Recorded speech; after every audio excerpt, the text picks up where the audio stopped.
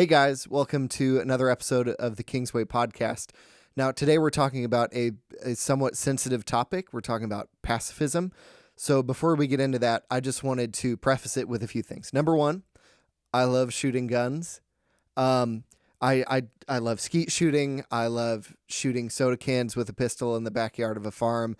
I love everything about shooting guns. It's really enjoyable to me. So nothing about this discussion is anti-shooting guns, anti-gun culture, anti any of that. None of this talks about whatever political reasons we can have to own guns or legalities around that. Nothing. None of that. That's not part of the discussion. All we're trying to do is follow and obey Jesus and determine what he wants us to do. So that out of the way. Second thing, this discussion does not reflect any particular position of Kingsway Christian Church. This is just a bunch of people, again, trying to follow Jesus, trying to do the best they can. But this is not any sort of official church position on violence or anything like that. Thirdly, and last thing, this discussion is full of passion, but don't take that passion and mistake it for anger or divisiveness. We are all trying to do our best in this discussion to, as 2 Corinthians 10:5 says, take every thought captive to obey Christ. We are all trying to let Jesus shape every area of our lives, and we're all trying to let love be the center of everything we do. Enjoy the episode.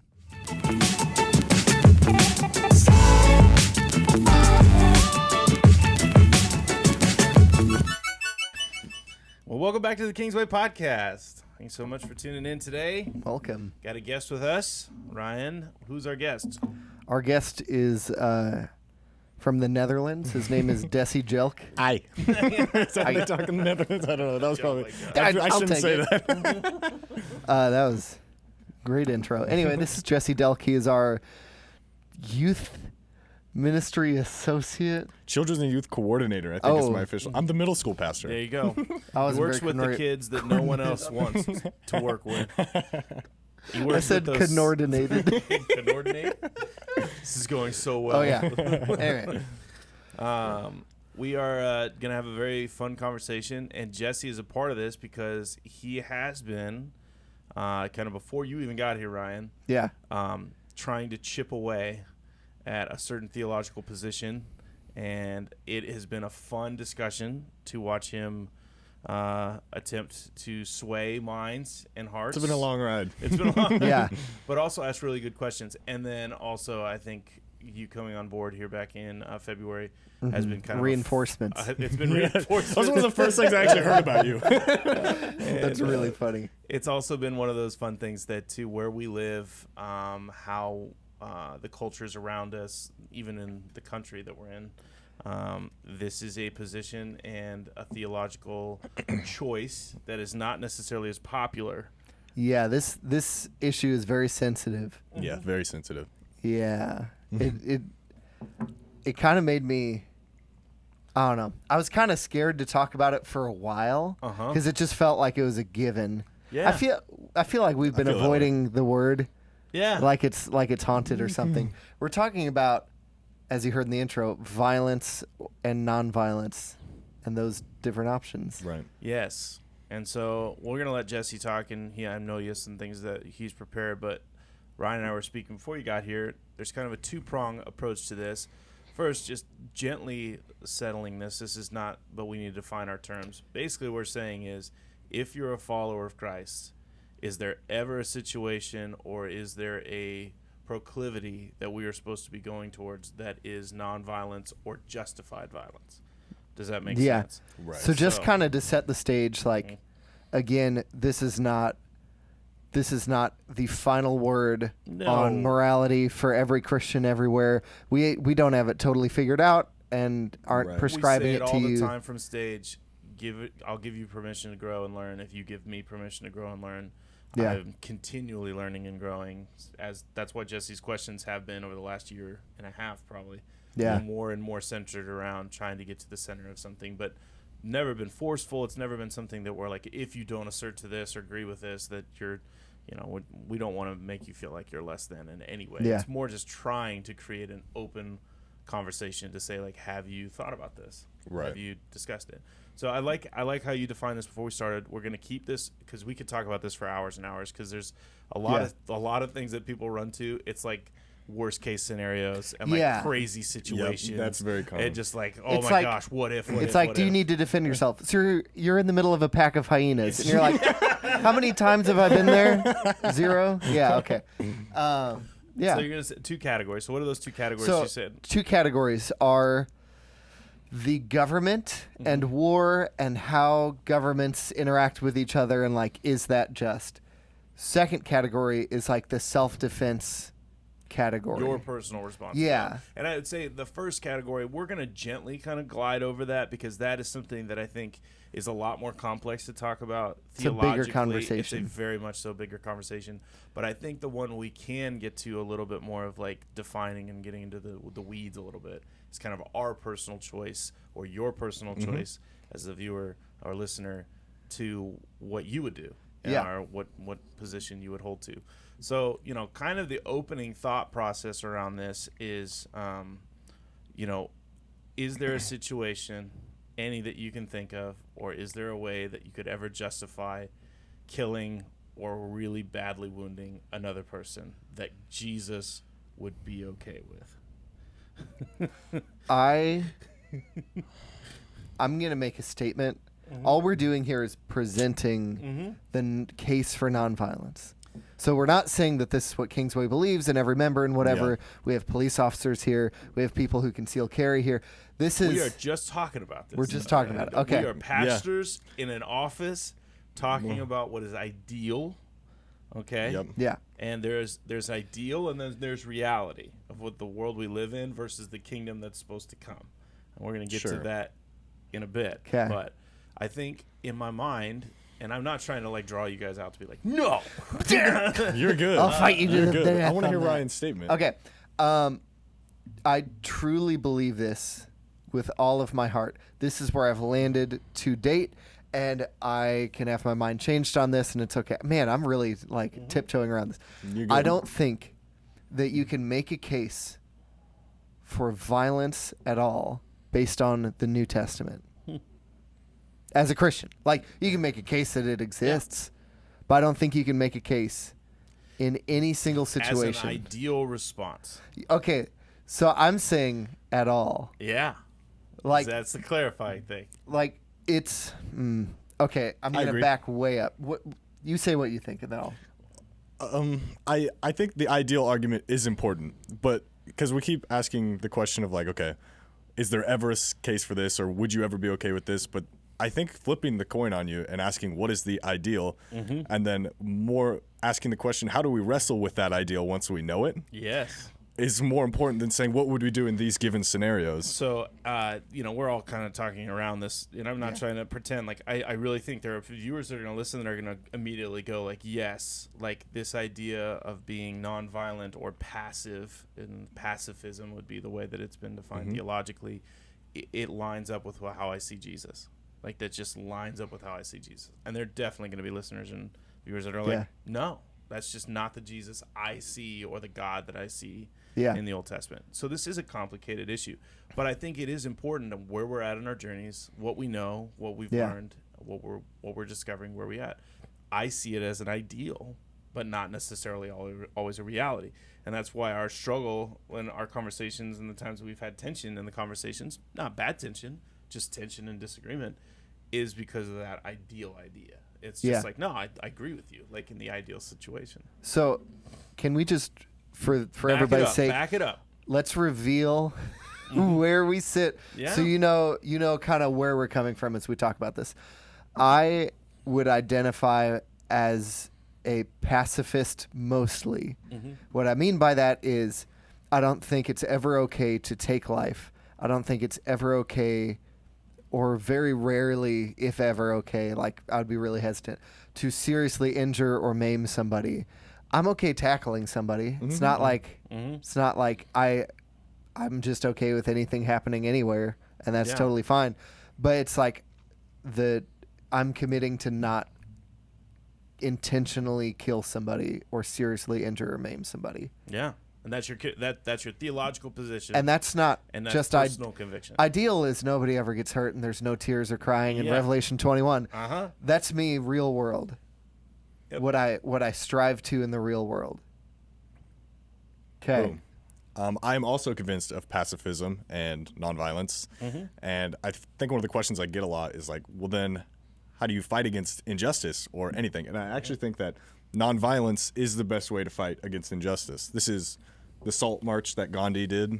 This is Martin Luther King Jr. The idea that nonviolence, pacifism, the cross is how we fight against. There's this guy named evil. Jesus. This guy named Jesus. It's how we fight against evil. People said, "I'm gonna kill you," and he said, "Okay." And they let him.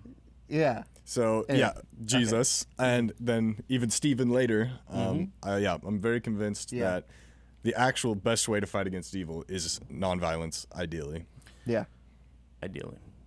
The thing that I'll just clarify is I am not a pacifist, but I think, and this is the same way that I would land with a different theological discussion that we had in past podcasts. You can look on our discussion on hell.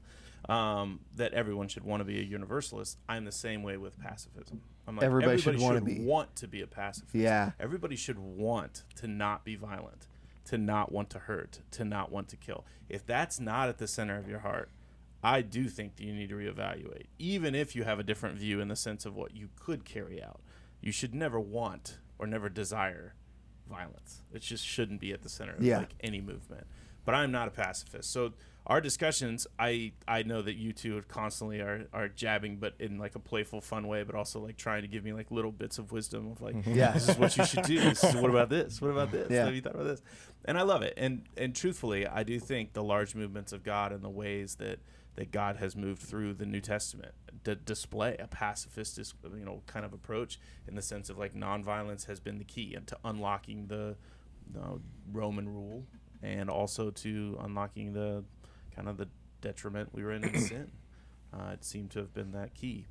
The thing I struggle with, and I hate to get in scenarios too quick, but it's just one of those, the scenario I have in my mind is that I don't think I can stop myself if someone's hurting people I love that are close to me. Yeah. I don't think I'll have the ability, unless it is spirit given in the moment, to not kill if someone's trying to kill my kids. Like I call that demonic if you want, or I call it holy righteous. Even if anger. there was another option? Well, that's the thing. Were you angry? That's the thing. I do feel the anger that rises up in me. And so I'm admitting that it's not necessarily something that I'm like, ooh, I like the way that makes me feel. I just go, I'm living in reality. I've had moments where people step on my kids' toes and I don't respond. And that's not even in a violent way physically. It's just in my heart and in my head. I'm like, I will destroy you. Yeah. So okay. So for me, that's not a bad place to be. Mm-hmm. If somebody like you are a dad, you have 3 kids. If somebody is hurting or trying to kill your kids, and you lash out at them and it's anger, but it's anger out of love. I love them so much that I don't want anything to happen to them. And I hate that so I'm going to stop. I have to go to such a desperate situation to get there. Because road rage, someone, business-wise screws me over or does something that I don't enjoy. I don't go to like, I want to shoot you. It's never like out of my own honor being at stake. Like, I will kill you. No. But it's like it's like righteous anger. It's like I'm angry that these people I love are in danger. And that's fine. Yes. Like that's so let me back up. As a pacifist, it's so weird to say, but that comes from a place that I think comes from God. God loves us so much, and when we sin and we're pulling ourselves away from him and constantly hurting ourselves and doing stupid stuff that just continued to hurt ourselves, I don't think he was like, that's okay. Because there's a difference between passivism and pacifism. Yep. It's not necessarily always being passive and not doing anything. Yeah. But it is trying to pacify the evil in the world, harmful, cutting, breaking things in the world. So when something like that happens to your kids, that's like, I don't expect anything less than you to want to do that. Yeah. But that is an untrained impulse, an untrained instinct. Yeah. It's the difference between what people do in the military day 1 of boot camp and 5 years in, Yeah. they've trained their instincts to be at a different place. Yeah. So I think the untrained instinct for everybody is somebody's trying to hurt my people. I'm going to freaking get them. Yeah. And I'm going to show them that they can't do that because I love my people so much. That's fine. That comes from a good place, but it's an untrained instinct. And I don't think that untrained instincts are inherently the best thing you can be. That as we're being transformed into the image of Jesus by the power of the gospel, by the power of the Holy Spirit, I don't think he calls us to stay at the untrained parts of our impulses and think that I just can't do anything else. So that's fine. Yeah. It's not the worst thing you could do. But I think a much better alternative is to be formed by the image of Christ, who in the Sermon on the Mount in Matthew 5 said, if somebody slaps you on the right cheek, offer them your left, or I don't remember, right, or whatever. Yeah. Somebody makes you carry their pack for a mile, go two, Carry and whatever. Right. It's not normal. It's not instinctive For sure. to not want to kill that person in that situation. And that's the second half of what I would say. Yeah. I'm at the pacifist level where, like, I would not kill to defend myself. Like, I wouldn't do that. Like, the personal side of things, like, if someone's attacking just me, have me. Like, like it's worth it. But there's a side of innocence when I'm watching innocence being taken or hurt or taken advantage of, that I don't know. There's something that rises up in me, even though I've been trained and I've thought about the scenario and I've read and I know Jesus and I can preach his love. There's just something in me that goes, no. Like, I cannot stop myself from defending at that level. I don't know. Maybe that'll grow or whatever, but that's where I'm at. I hate to compare these things, but like addictions play on instincts. Addictions weasel themselves to the point of your instincts, to where when you're deep in the realm of an addiction, you don't have to think about it, you don't have to feel it. It's almost like you can shut your mind and your heart off to go back to an addiction. I don't think it's healthy to go to an addiction, but it's instinct. Yeah. And I feel like the argument, I don't know if I could do anything else, is not a great argument. And that's why. It's more me being honest. I have other and that's fine. I have more thought process behind it, but I feel like going down that rabbit hole is going to take a lot longer on the podcast, where I'm just kind of like, I feel like God defends the innocent pretty severely throughout the Bible, and we could go through, examples of some of that, but there's a part of me that knows it may even be wrong, and this is like the immature part of me, but I don't care. Like, does that mean, like, I'm just like, I don't care if it's wrong. God deal with me ever so severely, but I'm defending my kids to the death. Like, that's, what I mean? Like, that's kind of my mindset. I know it's rebellious to say, but that's where my heart is. The third option that I think I would propose, and Jesse might, is what he was talking about with Martin Luther King and Gandhi, is nonviolent resistance. It's not pacifism, but you're stepping into a situation holding very little power. Yeah. And going to try to do something about it. So there's a situation. You walk back into your house and your 3 kids are being harmed by somebody. Well, you could run up to them and try to kill them. You could do nothing. I think trying to do something to them is better than doing nothing. Yeah. But there's a third option where you run up and you tackle them and you just take up their attention. Stop them. It's like, hopefully your kids can get away. Hopefully it may not all work out. And I know you may get killed. You're basically talking about, and Jesse, you can talk about this. Like, you don't want to. I'm not trying to extract vengeance. Yeah. The vengeance is God's. I mean, that's biblical. There's just a part of me that I don't see a limit to what my job is to stop it. If that makes sense. Right. If it continues, it's like, no. If it goes to the place where it's like they're going to continue or they have to die, they're going to die. In my mind, if it's to the innocent. If those are the two options. Those are the two. Like, I'm not trying to take. Like, of course, I'm not coming in with like a hatchet, and I'm just like, this guy's in pieces. I'm tackling him. I'm calling the police. I'm trying to stop, but it's the difference between anger out of love and a violent appetite out of desire for violence. Yeah. And I'm not convicting anybody who's done anything like that. This is really healthy. You grew up in the Midwest your whole life, right? Totally. So, like, what I'm describing is, I feel like I think it's a much more accurate assessment to even someone that's been penetrated by the gospel, loved by the Holy Spirit and God, and I've heard his voice. I feel like he and I have a decent relationship, and I still lean this way. what do you do with that? Because I know there's other people in our church that feel similarly, Yep. or even more strongly Yep. than I do the other direction. So, like, what do we do with that? I love the mention that Ryan said about the gospel being counterintuitive, and about at some level that has to be the case. So if we look at Jesus, and with all honesty, looking at his entirety of his life, do you feel this man was for nonviolence and for a passive way of life? And I don't know what that looks like boots on the ground, but I can't get over the fact that this Jesus guy who says, those who live by the sword die by it, turn the other cheek. You've heard it said, an eye for an eye, a tooth for a tooth, but I tell you, love your enemies.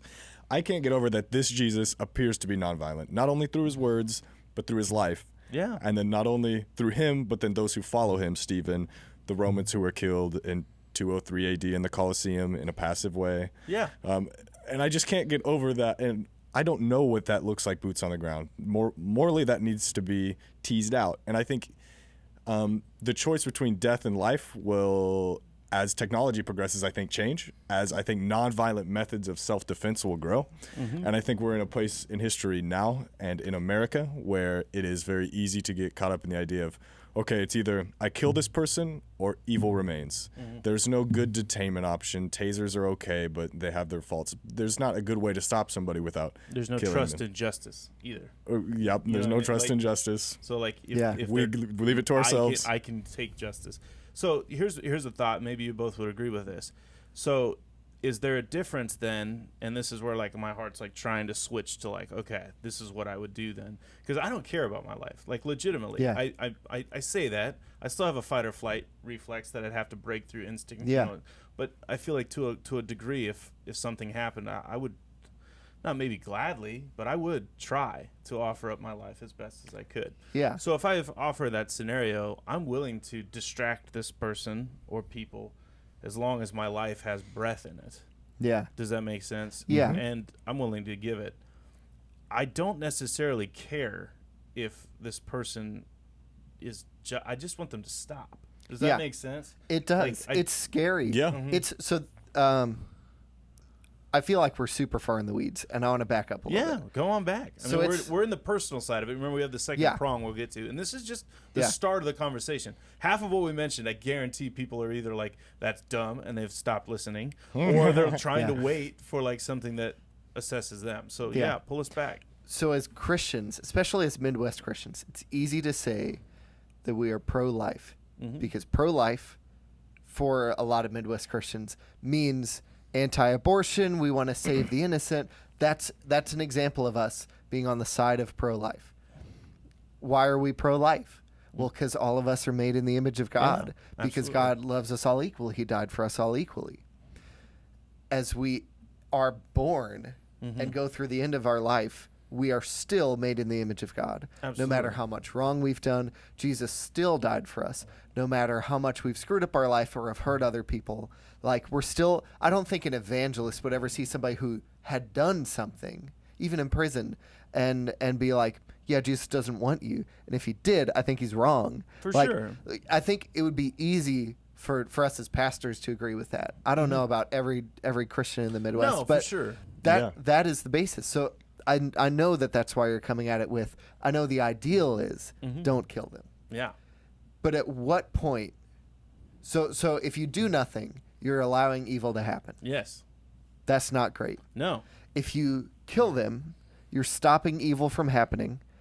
I would argue with evil, Perpetuating the evil Yeah. that or are killing. or at least let me say it this way, with imperfect justice. Yes. That I would agree with. Yeah. I don't know if it's evil, but imperfect justice. Yeah. Sure. We can. That's semantics. but Yeah, sure. yeah. So you're stopping it with imperfect justice. I lost my train of thought, and I'm trying to find it so badly. No. But come on, where was? Yeah. So the third option is you get in the way, and hopefully everybody gets to safety and whatever, and you may experience great physical harm. You may die. In one of those options, you're allowing evil to happen. In the other, you decide that you play God. you play God. And the way I want to Yep. phrase it is this: you decide that their chance to submit to Jesus Ends. and have eternal life in paradise with Him ends. You're done with that Yeah. option because I've ended it for you.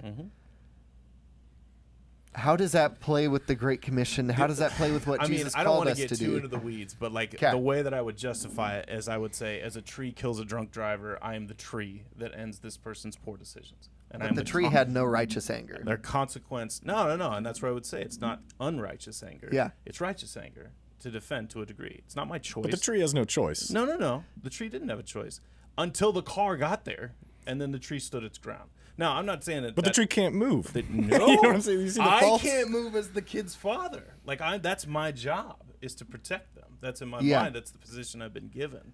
And so, does that And make sense? that's the Like, thing that I think that's that same argument that I don't have confidence in. It's what you want to do, as in like feel programmed to do. Yes. It's what you feel like you can't not do. Mm-hmm. And how do you take somebody who's like looking at porn every day or an alcoholic and say like, no, you can change, and then get into another situation and be like, but I just can't. Like I feel like there's Yeah. not a lot of strength Yeah. there. No, and I agree with you. What if There it's are- someone else's kids? Yeah, Yeah. exactly. Is it because it's your kids? No. Should I feel that way about your Innocence. kids? It's because it's the innocent. Okay, it's the innocent. The innocent is the position. Yeah. It's that idea of like those that cannot or would not be able to protect themselves. Yeah. It's like God would step in like a shepherd and Yeah. would defend the bear or the wolf, and that just in that moment, the consequences of that person's actions deem a different outcome And for that's their life. that's good. Yeah. Do protect the innocent. And I don't think yeah, God's and I like, guess nah, it's, let it's him. semantics. Where I'm like, again, I'm not trying to come in with a hatchet Yeah. and just chop these things up. I'm just trying to say like there is an ideal in this that still needs that protection, which I value both of your guys' opinion in the sense of like, Yeah. throw yourself in front of them, right? Like do everything you can to stop it, but don't severely harm or kill. Yeah. So I feel like where this is resting right now is, can you just not? Like, can you get past your felt duty to protect the innocent and whatever? If there were two options or if there were three, and I feel like Yeah. what you have to ask is like, did somebody do this before? Is this a precedent set? Here's what I would tell, and here's what I would say: as someone that's wrestling with this and really is playing devil's advocate, just so you Yeah. guys Good. know, Yeah. because I've had a lot of these conversations. Yeah. So I'm using things not just of my own opinion, but of You're good. opinions of being here for a long time. Yeah. This is what I would say is my ideal from what we're talking about as a mixture. Okay, if you're in this situation and you don't take time to get past your instincts and to ask real questions Yeah. in the midst of these types of wrestlings with innocence, your role in justice, your role of submission to Christ and his love. If you have never wrestled with that before one of those scenarios comes up, you won't make a choice. You'll react. Yeah. And that's very different, right? Yeah. That's very different. My choice may be wrong right now, but I at least have thought it through and I'm making a choice. Right. Does that make sense? Yeah. I think that is so much more valuable than just a pre-programmed response instinct that this is what you think is right, rather than allowing God to have space to come in and you to really ask the hard questions. Because that's what you guys are doing. I love it, because it's like you're literally calling us to love is at the core of everything we do. Isn't this supposed to have love at the core of it? Like that's Yeah, what you two are Sure. doing. Yeah. Totally. Which is one of our values, which I absolutely love. We should Yeah. constantly be reevaluating things and saying, is there a thing that love is calling us to that's a deeper, better response that may not feel instinctually right, or even at times may cost us more than Yeah. we want to give. So I think that's Sure. that's true, and that's the personal side. Is that a healthy place Yeah. to land? I mean, any thoughts you It's- have? Because we're going to go to the other branch. We What's gotta the get other to branch? The government and like war. I Okay, know. before we get there, I feel like this train of thought in this example applies to both, so it'd be helpful. So the argument so far is like, don't do it because you value life because God made everybody Yes. and they're all equally God's children. And I said, if you don't sit with that before, Yeah. you won't. You made a mistake you won't either way. sit with Yeah. it in the moment. You know Yeah. what I mean? So I just want to give the example of the apostles, of Yeah. of Jesus' own 12 disciples. So they were gathered as just totally random people to be Jesus' disciples. Most rabbis of that day, most teachers, like picked good students who looked promising and went Yeah. to Stanford and whatever. Anyway, but Jesus picked like fishermen who were like exactly It's how you would acts, think right? fishermen Ordinary, today, like uneducated. yeah, men. probably smelly, probably like sailor mouths and whatever. And he picked tax collectors, which were like government sellouts that nobody liked. And he picked some other people. And over the 3 years they were with him until his death, his sacrificial, loving death, they were kind of explosive. They were trying to learn, trying to do their best, but they were still them. Undivided. They weren't very unified. Yeah. Unless it was through him. Yeah. Does that make sense? And so, like, there was a time where James and John, two brothers who were disciples of Jesus, felt disrespected because a town wouldn't welcome Jesus in, and they said, "Jesus, shouldn't we call down fire from heaven?" I love that one. And it's like way overkill. You know it. Like it's the honor thing, and you're like, that's too much. And Jesus rebukes them for that, Yep. and then they go on, but he still welcomes them. Yep. There's another time in all 4 gospel accounts where Jesus is about to be arrested. Like they're there to take away Jesus and put him to trial and kill The him. innocent. And Peter defends him. Yeah. Jesus, who's totally innocent, Defends the him, innocent. swings his sword, cuts a guy's ear off, and Jesus is like, "Why? Yeah. Why did you do that?" And in Luke's account, he puts the ear back on. They even name the guy in John's account. But in all these are examples of violence from the disciples that they felt was absolutely necessary, totally fit the situation. And Jesus was like, "What are you doing? Why?" Yeah. And so Jesus goes off and is arrested and crucified totally submissively Yeah. to a wicked government, at least in that moment. But I mean, wicked beyond that. Yeah. But his trial was like, It's a didn't sham. make sense. It was a sham. Like he was unjustly executed. Yeah. And it was torture and death. Like you could say that that's way below what he deserves as an innocent person. But he suffered it for the sake of everybody else. He didn't kill Yep. all sinners for the sake of the innocent. He suffered the injustice so that he could save the innocent. Absolutely. Suffered the worst. So if you may not know this, therefore I know you guys know this, but if you're a listener, you may not know this. There are 4 gospel accounts, and the Luke gospel account continues in a second book called the Book of Acts. And it is the 11, because Judas was so heartbroken over Jesus that he killed himself. And then they cast lots for a new guy, and so they have 12 disciples again. And this is them working out their Christian faith. This is them experiencing the Holy Spirit. So what happens? They're afraid. They're terrified. The Holy Spirit shows up and enters them, and they go out and they preach, and they never swing a sword again. Yep. And they never ask to call down fire again. And they go from the beaters and the killers to the killed, the martyred, the tortured, the imprisoned, the beaten. And in all of these situations, they have brothers and sisters in Christ around the known world, Europe and Asia Minor and the Middle East and whatever. They have brothers and sisters around that area who are being persecuted. And they don't go in and say, well, it's not for me, it's for the other guy. Start lighting the place up. Yeah. At 0 moments in the book of Acts and in the epistles, which are all the letters between them to different people, and even in the book of Revelation, at 0 moments is there a time where they're like, as humans, like, I need to save some innocent people, so I'm going to, out of righteous anger, take somebody out. Yeah. Even beat somebody or like attack them. I completely agree. They never lay a hand on anybody. There is a level of, obviously submission to martyrdom. Like almost all of them are martyred except for John, Right. Which is almost John's death is almost worse because he's on an island all by himself. Yeah. Again, it's to the level of innocence that we're talking about. There's just a different innocence in my mind in Jesus because he's not a child and he didn't have a choice. And a child normally doesn't have the power to choose either way. He's just a victim of the circumstance. But again, that's semantics, and it's something that we'll have to work through. Yeah. I 100% agree with you both. We should all want to be pacifists. That's why I said it at the beginning. Yeah. If you don't want to be a pacifist, I don't believe you know the heart of Christ. Yeah. If you recognize there's some pacifism that is in you, you probably need to work on making sure that you've at least offered it to God and said, where is this anger? Where is this? Yeah. Where is this coming from? So here's the last thing I want to say. Yeah. In the situation of, I need to defend the innocent because this other guy's there. Is innocence the thing that makes them valuable to be defended?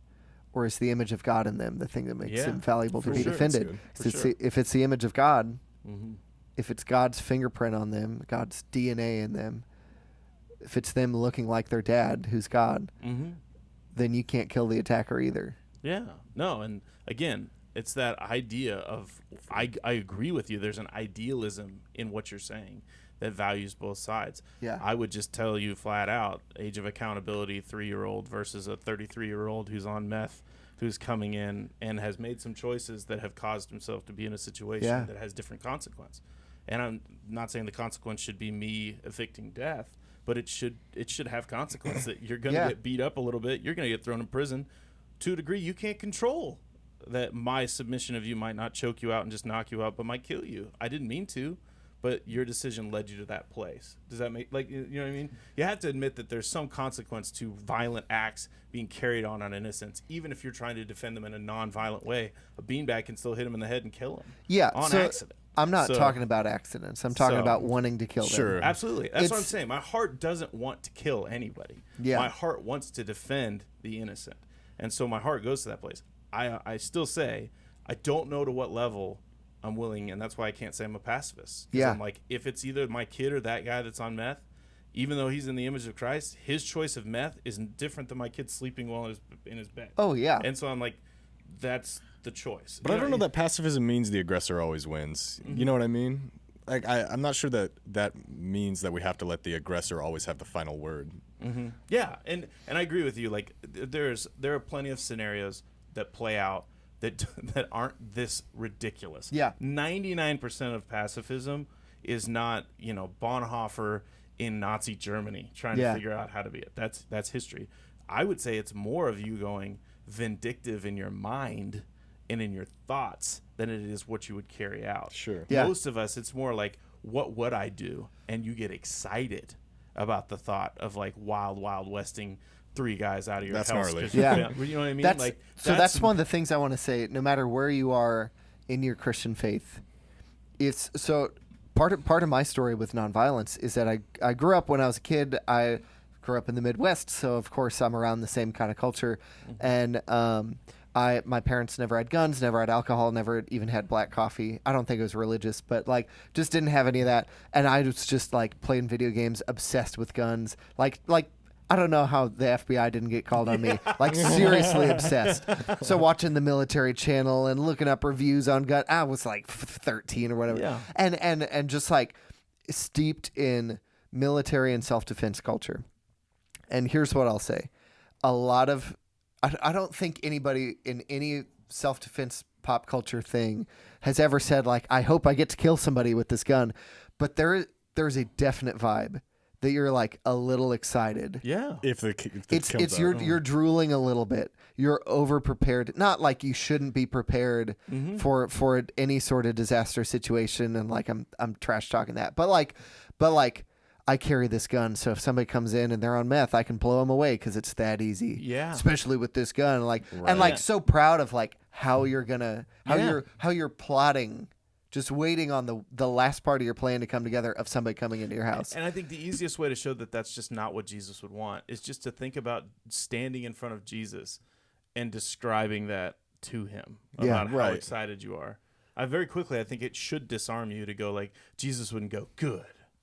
Glad you got it. He was evil. Like, I'm glad you're ready. Yeah. And I mean that in like the most like convicting way, in the sense of like, where's your heart at? In the sense that maybe you've been programmed or you've been told or you've grown up that this is the only way that justice can happen. It's subconscious. It is. And I think it's healthy. Now, here's the other thing. Totally. I don't think we have enough time to get to the second branch in this podcast. Yeah, that's fine. I just don't think we do. We're going to have to do a second one or save it for another time. But this has been one of the healthiest discussions, I think, on 2 fronts. And here's the first one I'll say is, one, this is probably something that most people, if they've grown up in the Midwest, haven't thought about very much. They've just taken for granted, which I did too. And it's just something that's just... It's just culture. It's culture. It's cultural heritage of Christianity, too, where it's just kind of like the innocent is is defended by the victorious of, the salvation of Jesus, and we're the army of God, and we sang the... And so that thought process of we have some sort of calling or workmanship to do that is a part of defending the innocent to that level. Yeah. And so people can ascribe to that. they don't as quickly ascribe to the thought of martyrdom. Yeah, It's right. part of that process of like, no, not would you take a life, would you give your life? If you're not willing to give your Yeah. life as easily as take a life, be careful. That's what I would just say. I like that. Yeah. Does that make sense? And so That's an easy one. And that in my mind, if those two things aren't on equal planes, like at least equal, be careful. And so that's the reason. Secondly, you need to have an opinion on this. I really think like you need to theologically dive into this a little bit and go, this is where I've arrived. This is where I've let Jesus come into my heart. Because if you don't pre-decide these things, I really don't think you can make the decision in the moment.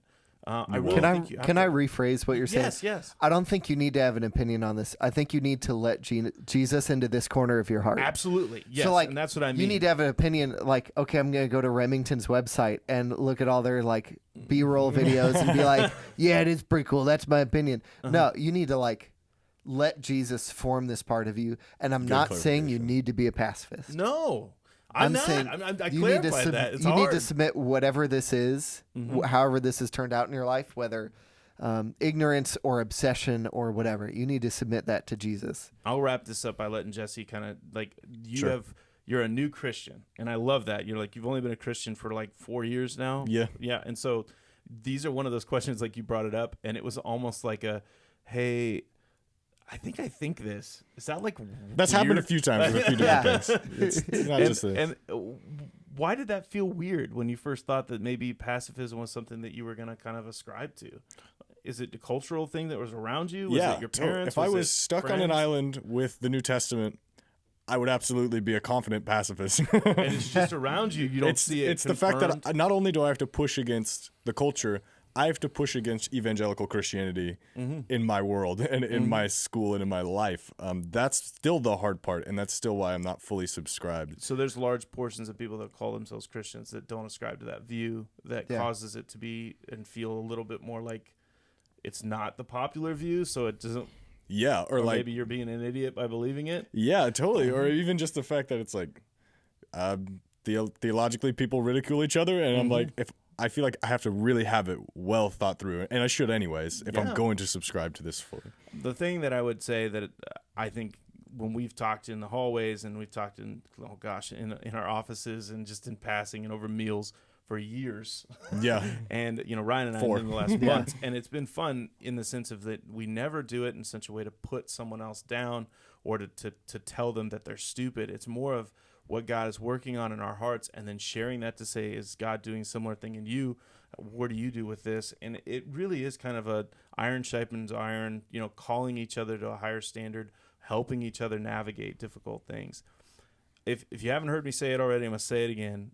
Everybody should want to be a Christian universalist, and that's that everybody is saved. Everybody should want Everybody's that. saved by Jesus. Yes, everybody should want that at the end, everybody is saved. Everybody should want to be a pacifist. I don't know how you cannot want that. Right. That's like one of those, like, everybody should want everybody to not hurt another person. Like, that's heaven. Like, what are we arguing about? And so the fact that if you glorify or amplify, and we haven't even gotten into movies or culture or any kind of like saying of like video games, which is like difficult for me to even say, that amplifies the idea of hurt. And there's not necessarily connected, but it can be if it causes our attitudes to be towards that's the dissolution that we need, and it only solidifies in my mind or amplifies the idea that I play a role in carrying God's justice out. Right. Closing thoughts from both of you. Do you feel like this is healthy for people? What should they do as a next step if they're wanting to like take some thoughts? Because this is like maybe they're like, gosh, what do I do? How do I start to break these walls down or Real know fast. that I'm being I open? got that. You go Yes. first. Fight by Preston Sprinkle. Yep. He's an excellent theologian. He also did a 5-minute type TED Talk deal. If you look up Preston Sprinkle, Nonviolence, that talk is on We there. can try to link that. If you can link that, I can send that to you. Tim Mackey, Bible Project guy, did an interview about his conviction of nonviolence. And he uses a really cool roundabout argument through Revelation, which is often a book that some people Seems use. violent. That seems violent to actually Yeah. prove nonviolence. Those are great resources from theologians that I like. Yeah. Yeah. If I had to try to summarize first steps and all this kind of stuff, I would say no matter where you're at, no matter where you think you want to go, where you think God is leading you, just try for a day, for a week, putting on some gospel glasses. Try looking at everybody you see, the person, the cashier at Casey's when you get your breakfast pizza, or the coworkers down the hall, a homeless person on the street. Try looking at everybody you see as equally valuable as you, as somebody who Jesus deeply loves and wants to reconnect with, as somebody like that. And see if that doesn't start to change your heart. Not even for pacifism and like, I guess I won't punch that guy in the face today, but like just deep care and how easy it is to talk to people. How it kind of, when I've kind of reminded myself of that and started doing that, it makes me feel like I'm lower and like everybody else is at least on my level, if not above me.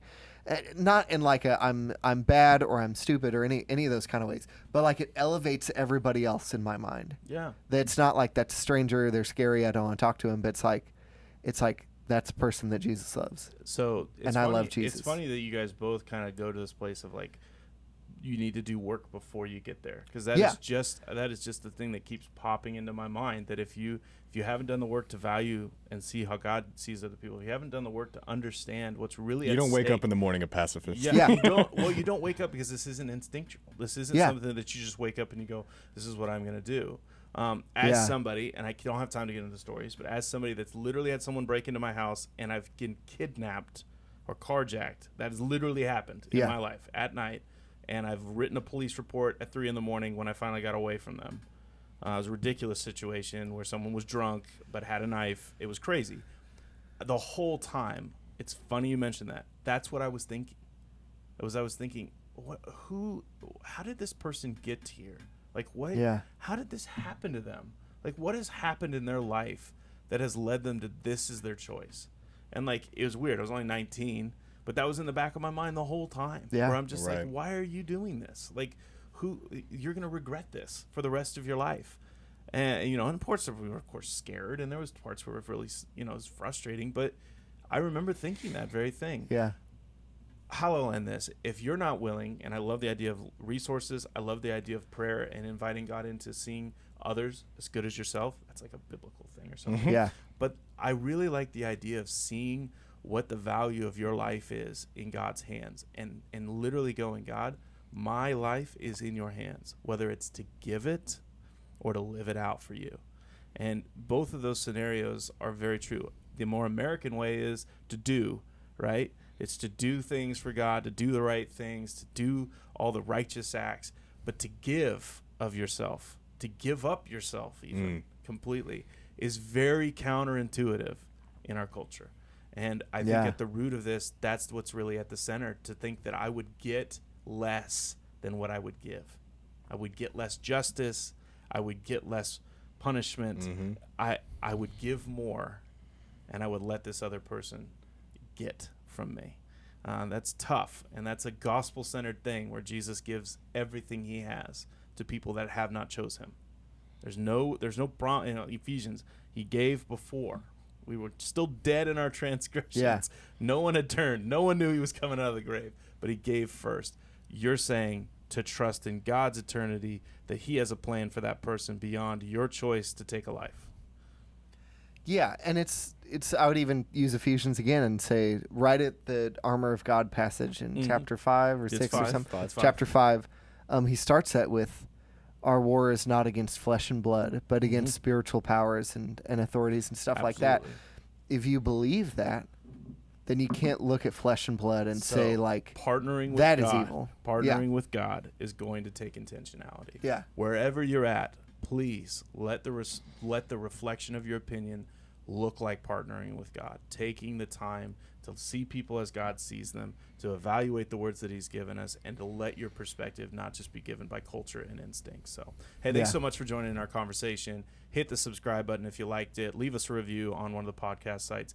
Leave a comment if you have a question. And if you enjoyed it and want more people to see it, hit the like button. Yep. So we'll hopefully get to branch 2 at some point, maybe a little bit. But this has been an awesome first discussion on kind of the personal side of violence versus nonviolence. So thanks so much for tuning in, guys. Have a great and glorious day in the Lord. We'll see you later. See ya. Bye.